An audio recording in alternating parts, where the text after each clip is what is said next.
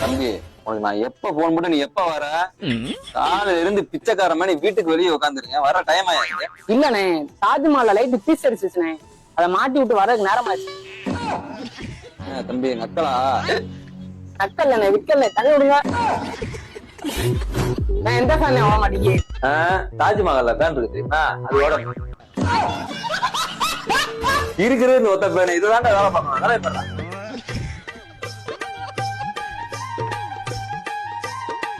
அண்ணா என்னண்ணா பண்ணிட்டு இருக்கீங்க? இல்ல தம்பி, மிக்சி ரிப்பேரா போச்சு. கடலை கொடுத்து வேலை பார்க்கலாம் இருக்கேன். சரிண்ணே, ஃபேன் அவ்வளோ பார்த்தாச்சு, பாத்துட்டு போங்க.